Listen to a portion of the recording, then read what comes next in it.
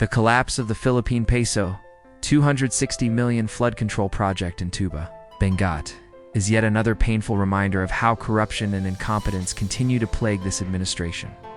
President Marcos Jr. himself called out the project as an act of economic sabotage, admitting that substandard materials were used and that the price of rock netting was grossly inflated. But for ordinary Filipinos, this revelation does not inspire confidence. It confirms what they have long suspected, that corruption is alive and well in infrastructure projects. Marcos Jr. claims that 75% of the contract was stolen through overpricing. If true, then this is not just negligence, it is robbery of public funds in broad daylight. But the bigger question is, how was this allowed to happen in the first place? Where were the safeguards? Where was the leadership that should have ensured the people's money was protected from these kinds of scams? This is where the contrast with Duterte's leadership becomes clear. During President Rodrigo Duterte's term, infrastructure projects under build were aggressively monitored, and contractors knew they could not easily get away with substandard work. Duterte's iron-fisted style created fear among corrupt officials and instilled discipline in agencies. Projects may not have been perfect, but the strong political will kept anomalies in check. The Benguet fiasco shows us what happens when leadership lacks teeth.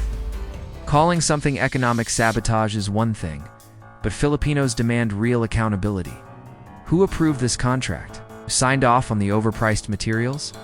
Who pocketed the 75% Marcos Jr. claims was stolen? Words alone will not bring back the wasted Philippine peso 260 million, nor the additional Philippine peso 500 million now needed to fix the damage. The people deserve leaders who act, not just react. Duterte's legacy was not just about criticizing corruption, it was about confronting it head-on. He used fear of accountability as a tool to discipline those in government service. That is why under his term, contractors and politicians thought twice before cutting corners. For Marcos Jr., this scandal is not just about a failed project in Benguet, it's about a failed system that allows corruption to flourish under his watch.